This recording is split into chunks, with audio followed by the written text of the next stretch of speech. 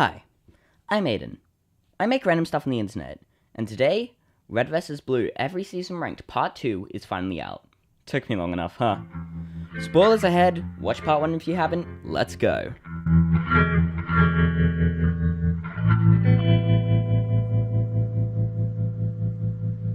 This is a great season.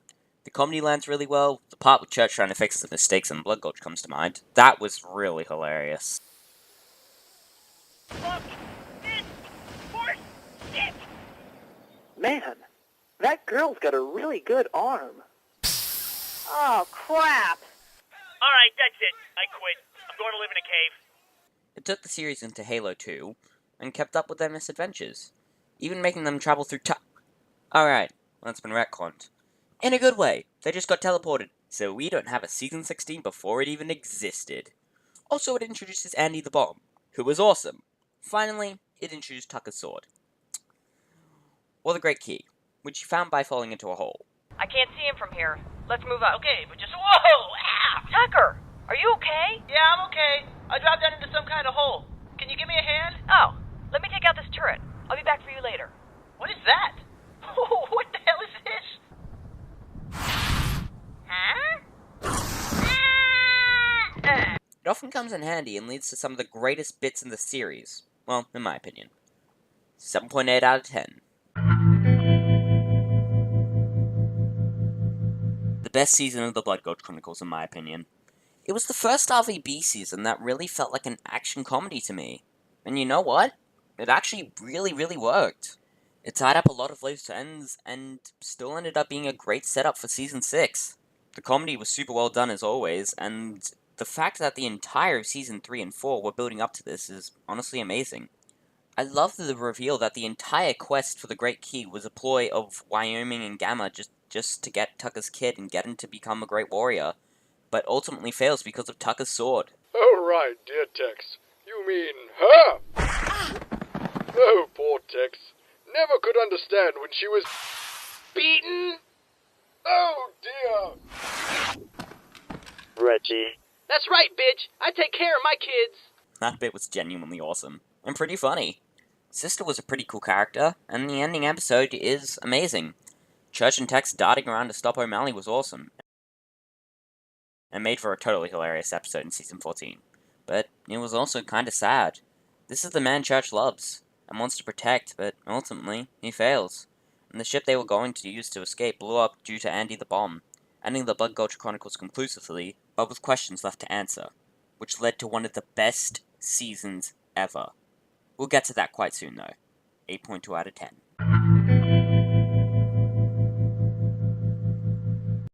This season actually has my favorite episode ever in it, Fed vs. New.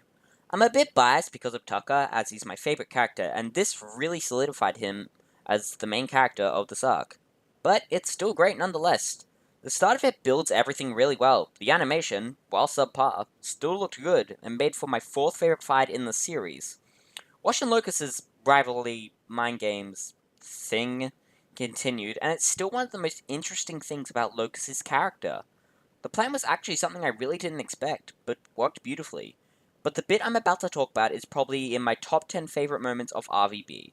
It solidified Felix as my favorite Red vs. Blue villain and my third favorite character, behind Tucker and Wash. Now let me explain why. Felix gloats, thinking he had completely won. But just like before, it turned out to be his downfall. Because the last time, Carolina showed up as one of their soldiers. And well, he didn't learn from it, so he does it again. If I'm stronger than you, and if I'm faster than you, then I can kill you. And that's better than anything money can buy. I've always loved this line. It's delivered so well. But then Tucker shows Church, and then the helmet can. Then Felix realizes he's just said everything and it had been recorded, and it's going straight to the Capitol. He's speechless. Miles did such a good job with this scene. He's a great writer, but an even better voice actor, and an excellent choice for Felix, in my opinion. And the pacing was close to perfection. A few jokes in this episode really blend well with the episode.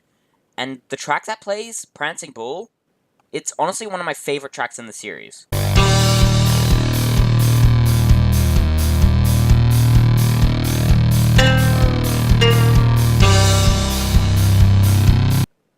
wow, I rambled on this episode for a bit too long. But what about the rest of the season? It's good. I really, really enjoyed it. The premise of Tucker, Griff, Simmons, and Caboose having to train a team to go and rescue the others was great. But then going at it alone, only to find that the New Republic are great too, leading to the twist in the series that the mercenaries were manipulating the entire war, which really, really surprised me. Carolina's return was enjoyable, and what she had been doing with Church was fun. Tucker's just absolutely amazing character development and reconciliation with Church. And the comedy is, of course, on point. Training Days come to mind. That was amazing. It's probably one of the funniest episodes in the series.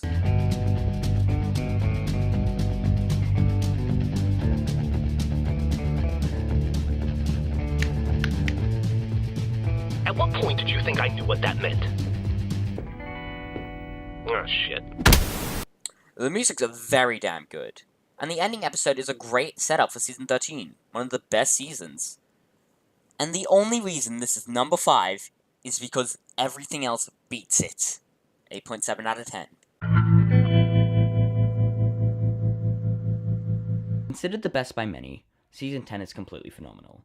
While the freelancer stuff isn't as good, it still works extremely well. And the present day stuff... wow. I love Tucker's character arc, but Church, or Epsilon, whoever you want to refer to him as, is probably the best one Rooster Teeth has ever pulled off. This has been building up since Season 5, maybe Season 6, but that's not what we're talking about in this bit. In this bit, we're talking about his culmination of his arc. He's been trying to work with Carolina better the entire season because she had been selfish and just trying to use everyone to complete her goal. But after actually creating a bond with her, through the fact that they had both been chasing ghosts for very long parts of both of their lives, he goes through the same problem as her. He blames every problem on the Reds and Blues because they won't come with him to kill the director. He lets out all of his rage that's been building up since being the Alpha in Blood Gulch. And everyone hurt by this, leave. He's clearly very sorry, but it's no use, thus leaving Carolina and Church alone to take on the director. So that's what they do. But Carolina's hate for Tex pushes Church too far, leaving the Reds and Blues to actually come and save them. As before, they showed that they just can't stay out of trouble, and if they don't do this, it will probably come back to taunt them. They reconcile with Church, and he once again puts Tex to rest, like she tried to do for him, but failed. But Church succeeded, which I thought was a very nice wraparound. After all the Tex bots are down, he and Carolina go to the director, who's watching a video of his late wife, Allison, his last memory of her. He's still trying to recreate her. Still, after all his failed attempts that's been going on for God knows how long. And after he says, I just need a bit more time. Church entirely flips out. He was brilliant, and we trusted him. But he lied to us. He twisted and tortured us and used us. Manipulated us for his own purposes. And for what? For what? For this? For this shadow? But Carolina, who has learnt from Church to let go of the past, she reminds him of what he taught her. I thought we came all this way to kill him. Church, remember what you learned in the memory unit? You need to let go. Your past doesn't define who you are. It just gives you the starting point for who you're going to be. And then this happened. My third favorite moment of the series. You were my greatest creation. I don't know what I am, but I do know this. I'm more than just a copy of you. I'm better than you. I wasn't speaking to you. Ending Church's arc with him realizing he is so much more than a copy, than a memory. He's better than the Alpha and the director. Now keep in mind, I left a lot of things out for the sake of time, and I probably didn't explain this to the best of my ability. Nonetheless, it's a phenomenal arc. The entire rest of the season is fantastic, as I mentioned before. The animation looks great for a lot of it. The fight scenes in the past really stick out. It's got one of the best endings to a show ever, even though it didn't really end. But we got 3 more awesome seasons, and another 3 not so awesome seasons. Anyways, back on track. Comedy is very on point, and actually blends surprisingly well with the more serious tone. I actually don't have much left to say other than the season is amazing, and it's only barely beaten out by the next entry. 9 out of 10.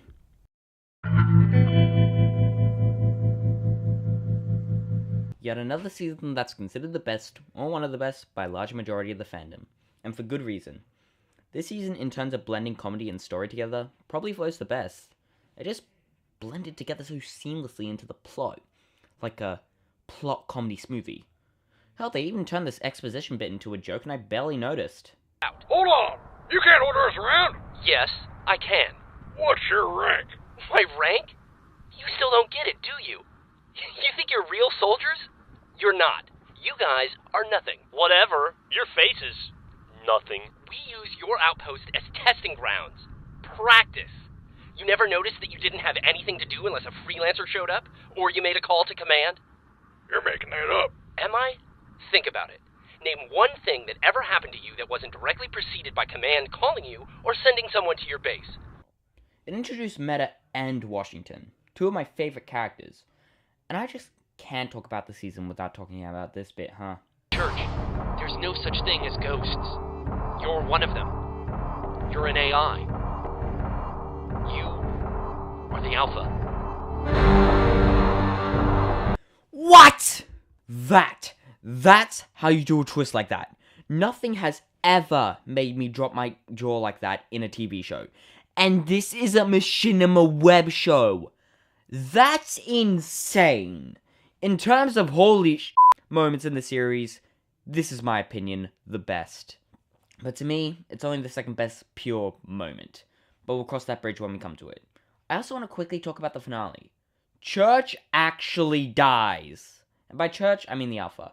The Church we've been following for the past 6 seasons is gone forever.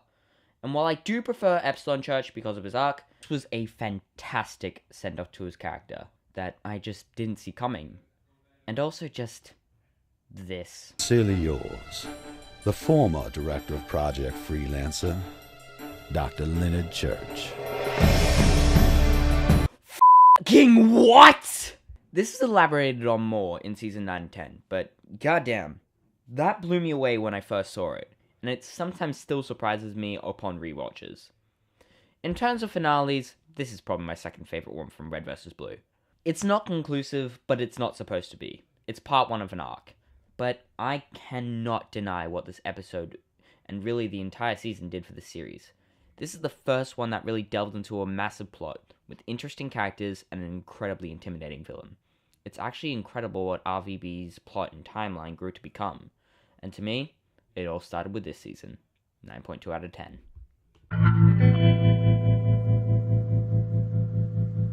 Just, wow. This season is filled with so many amazing and funny moments. Sharkface vs. Carolina, Doyle's sacrifice, Doc's return, Santa, every single Washington and Locust moment, and just the entire of the end. I cannot describe how near perfect this episode is. It's my second favorite. But before I get into that, I want to point out everything else I love. Carolina and Wash vs. Locust and Felix in The Great Destroyers is my second favorite fight, even if the animation is pretty subpar. But it makes up for it in character moments, especially for Wash. This is the most badass he's been since season 8, and it's completely glorious.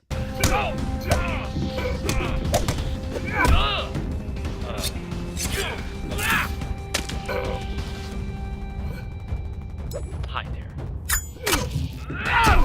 I've missed you, my sweet prince. Sharkface was a pretty cool returning character that I never expected to see in a million years, even as his death was kinda anticlimactic. Lucas and Felix were truly awesome in this season. Lucas kept up his rivalry with Washington, and again, every moment is gold from a character standpoint.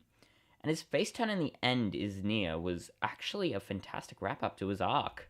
It really does show his and Felix's relationship.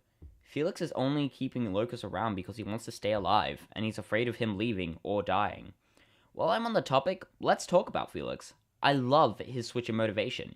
It truly shows him as what he is, a manipulative, greedy psychopath. But while Locust realized he's a monster and is going to do his best to change it, Felix stayed one until the very end. I'm not doing this for the reward. I'm not doing this because someone told me to. I'm doing this for me.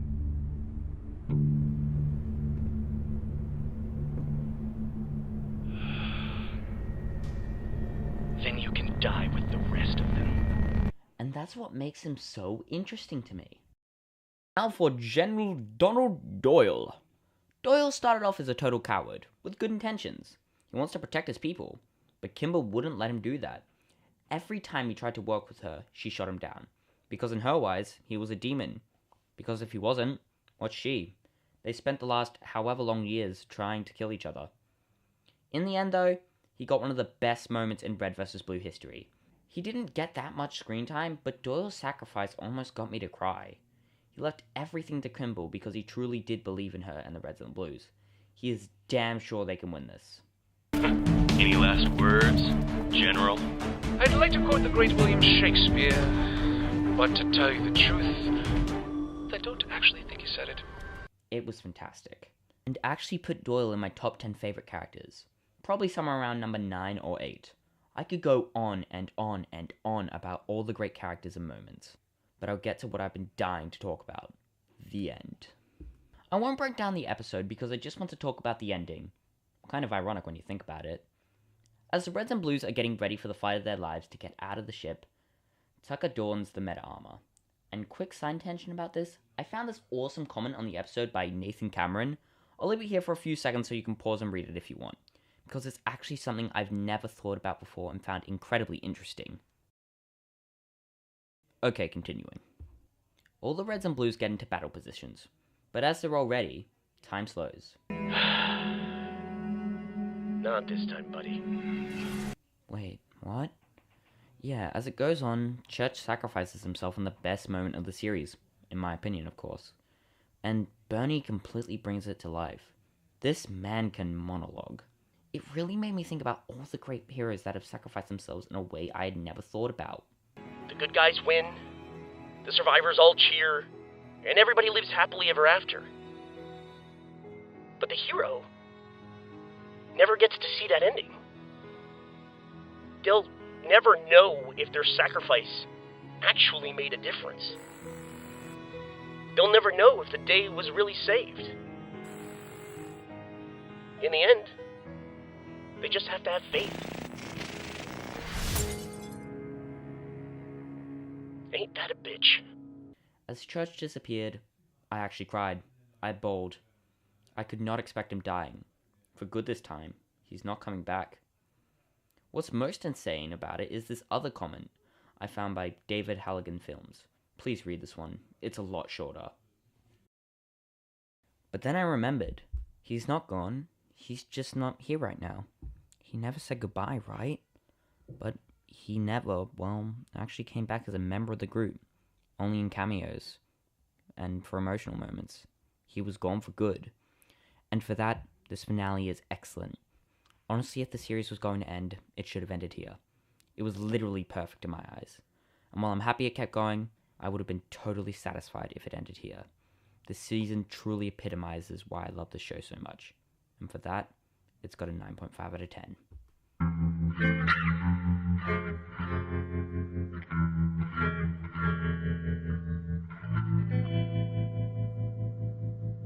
Comedy, hilarious. Characters, complex.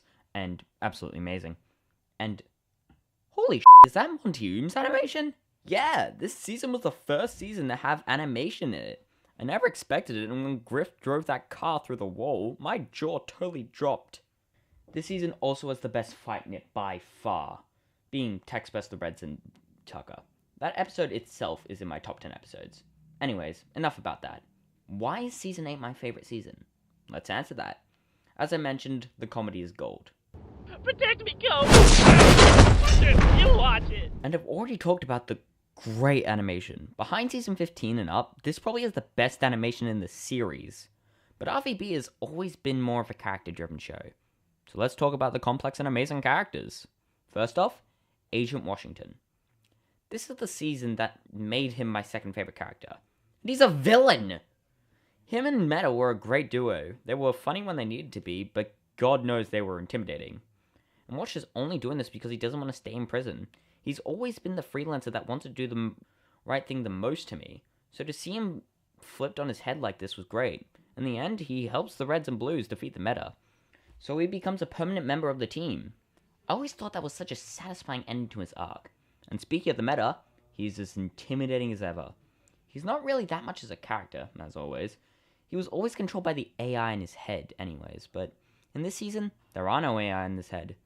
So he's hell-bent on getting more power. And that's what makes him so intimidating to me. Nothing will stop him. Except getting tied to a car and thrown off a cliff in the Arctic! That is probably the most badass villain death I have ever seen. Sarge. He has the second best monologue in this series. This is the closest thing he has to character development too. Unfortunately, it doesn't really go anywhere. That distracts a little bit from this moment, but I thought that him realizing that the war meant nothing and joining Caboose for it was a great moment. Church. Still chasing ghosts, buddy. And this time, he knows it. But it didn't stop him, and that adds such an awesome dimension to his character. He is still a memory of a copy of someone, so him chasing Tex will always be one of his main goals. But that perfectly tied into his character arc of season 9 and 10. Letting go. Tex. Still a badass, but revealed by memory logs, no matter how hard she tries, she's always doomed to fail. And that revealed so much to me. She has failed. So many times. Infiltrating Red Base, got captured. Escaping from Blood Gulch, blew up. Trying to beat Wash and Meta in one of the best fights in the series, taken into the memory unit. Because Tex is a copy of Allison, Leonard's wife. She'll always fail because that's the last he remembers of her. Right, I think that's everyone I found so damn cool in this season. Now the plot. I loved it! It's yet to be topped by anything from Rooster Teeth in my opinion. But I honestly can't think of any way to properly summarize it and give it the recognition it deserves. Just please, take my word for it because it's so damn good. Finally, the OST. It's done by Jeff Williams, who is music Jesus! And in my opinion, it's the best score in the series. I'll play one track to show it.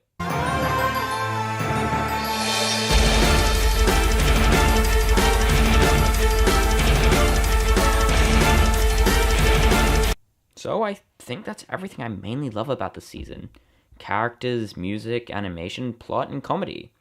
I think this is the best season of RVB. I don't think anything from Rooster Teeth will top it.